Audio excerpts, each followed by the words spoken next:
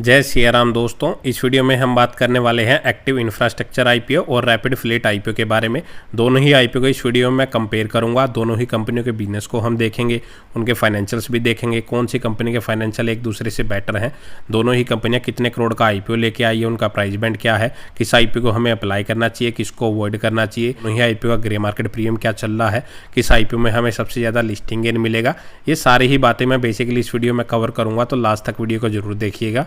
तो अगर सबसे पहले दोनों ही कंपनियों के बिजनेस की बात करें, अगर मैं एक्टिव इंफ्रास्ट्रक्चर लिमिटेड कंपनी की बात करूं, इसकी स्थापना 2007 में हुई थी और कंपनी मेनली कंस्ट्रक्शन सेक्टर में काम करने वाली कंपनी है और कंपनी इंफ्रास्ट्रक्चर डेवलपमेंट और कमर्शियल के जो भी प्रोजेक्ट होते हैं उनकी कंस्ट्रक्शन का ये कंपनी काम करती है। इंफ्रास्ट्रक्चर प्रोजेक्ट में अगर देखें तो company road, bridge, water supply system, irrigation के जो प्रोजेक्ट है वो करती हुई नजर आ रही है। कमर्शियल स्पेसिस में अगर देखें, कंपनी जो भी ऑफिस के कम्प्लेक्सेस हो गए, retail centres, exhibition halls and education institutions वो बनाती हुई नजर आ रही है और company all over the India अपनी सर्विसेज प्रोवाइड करवाती है। मेजरली कंपनी के जो प्रोजेक्ट चल रहे हैं फिलहाल वो देखें, वो महाराष्ट्र, मध्य प्रदेश, उत्तर प्रदेश एंड त्रिपुरा में ही चलते हुए नजर आ रहे हैं।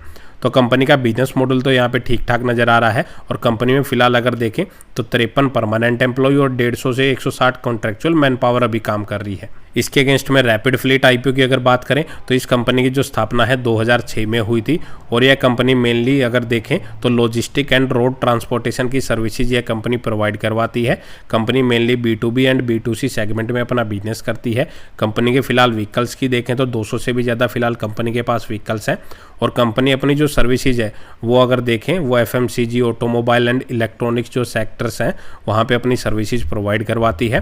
कंपनी अपनी मोबाइल ऐप के थ्रू भी अपनी कंपनी सर्विसेज प्रोवाइड करवाती है, जिसमें 24/7 की सर्विसेज ये कंपनी प्रोवाइड करवाती है और अपनी सर्विसेज में company full and partial load की services, EXIM services and renewable transportation की सर्विसेज ये कंपनी प्रोवाइड करवाती है। तो इसके बाद कंपनी के फाइनेंशियल देखें, सबसे पहले एक्टिव इंफ्रास्ट्रक्चर लिमिटेड कंपनी की बात करूं तो इस कंपनी के फाइनेंशियल अगर देखेंगे काफी चौंकाने वाले हैं, क्योंकि कंपनी 2007 से सेक्टर में काम कर रही है और 2022 में अगर देखें कंपनी सिर्फ 1.25 करोड़ का ही रिवेन्यू कर पा रही थी, जो भी लास्ट के 2 सालों में कंपनी ने काफी अच्छी ग्रोथ दिखाई है।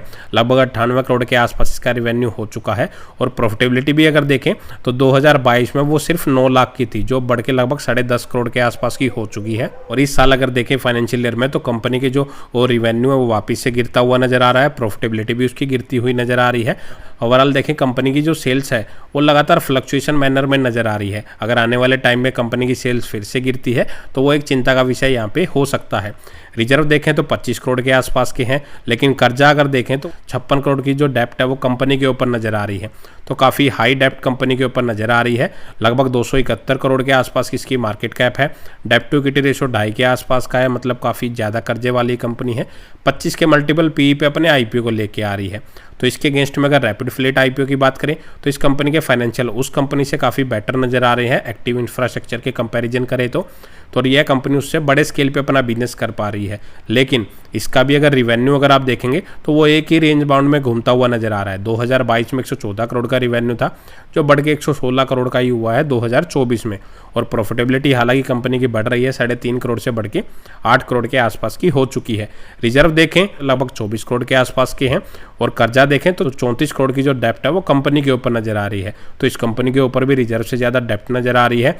इसका डेप्ट टू इक्विटी रेशो देखें तो वो लगभग 0.8 के आसपास का है। एक्टिव इंफ्रास्ट्रक्चर से काफ़ी कम डेप्ट इस कंपनी के ऊपर है। 150 करोड़ के आसपास इसकी मार्केट कैप है। 18 के मल्टीपल PE पे अपने आईपीओ को लेके आ रही है। तो फाइनेंशियल वाइज अगर देखें तो रैपिड फ्लीट कंपनी के जो फाइनेंशियल है वो ठीक ठाक नजर आ रहे हैं as compare to active infrastructure की अगर बात करें। हालांकि अगर एक्टिव इंफ्रास्ट्रक्चर कंपनी की बात करें तो उसने पिछले 2 सालों में काफ़ी तेज़ी से ग्रोथ दिखाई है, लेकिन उसमें चिंता का विषय यही है कि लास्ट ईयर 2022 में अगर देखें तो 1 करोड़ का रिवेन्यू था।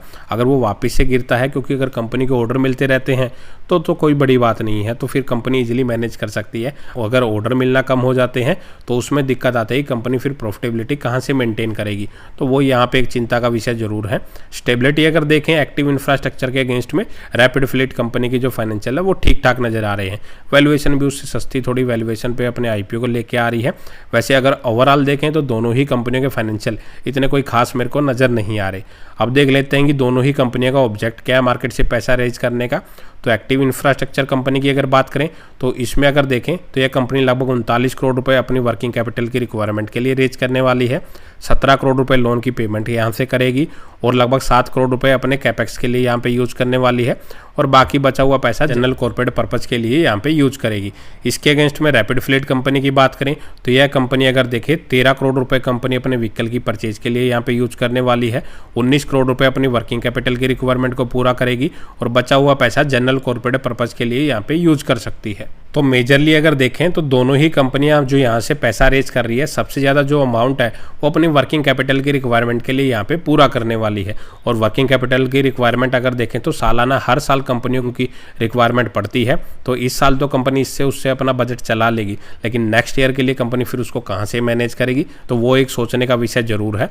इसके बाद अगर हम आईपीओ की डेट्स की बात कर लेते हैं, दोनों ही आईपीओ आज 21 मार्च से खुले और 25 मार्च तक खुले रहेंगे। अगर रैपिड फ्लीट आईपीओ की बात करें तो इसका जो प्राइस बैंड है वो 183 से 192 रुपये पर शेयर का रखा है। एक लॉट में अगर देखें तो कंपनी 600 शेयर यहाँ पे ऑफर कर रही है। टोटल इशू साइज देखें तो कंपनी लगभग 44 करोड़ का लेके आई है और सारा का सारा फ्रेश इशू के जरिए मार्केट से पैसा रेज कर रही है। इसके अगेंस्ट में रैपिड इंफ्रास्ट्रक्चर कंपनी की बात करें, यह आईपीओ भी 21 से 25 मार्च के बीच में खुला रहेगा। 178 से 181 रुपये पर शेयर इसका प्राइस बैंड है। एक लॉट में कंपनी 600 शेयर ऑफर कर रही है।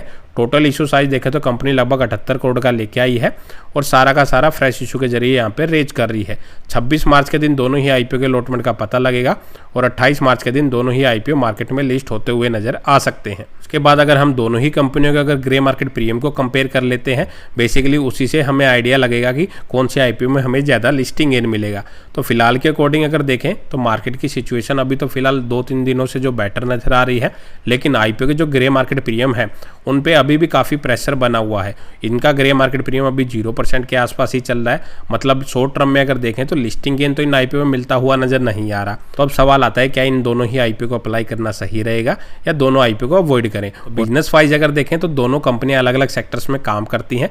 बिजनेस मॉडल दोनों ही कंपनियों का ठीक ठाक है, लेकिन दोनों ही एसएमई सेगमेंट में काम करने वाली कंपनियां हैं। काफ़ी छोटे स्केल पे ये कंपनी अपना बिजनेस कर रही है। अगर इनको लगातार ऑर्डर मिलते रहते हैं तो ये कंपनियां काफ़ी अच्छी ग्रोथ दिखा सकती हैं।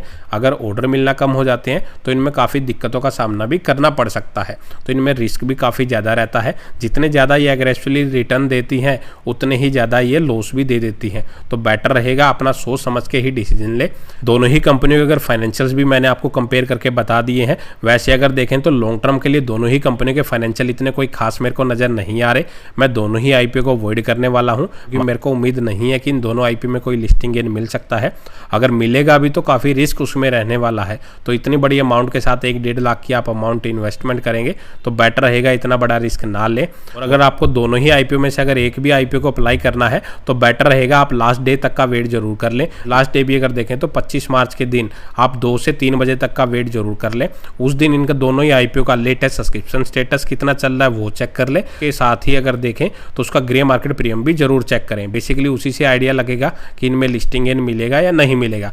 तो जो भी अपना डिसीजन ले अपना रिस्क एनालिसिस करके ही ले और अपने फाइनेंशियल एडवाइजर से ही डिस्कस करने के बाद ले। तो इस वीडियो में इतना ही। अगर आपको वीडियो अच्छी लगे तो वीडियो को लाइक करें और चैनल को सब्सक्राइब करना ना भूलें। जय सिया राम।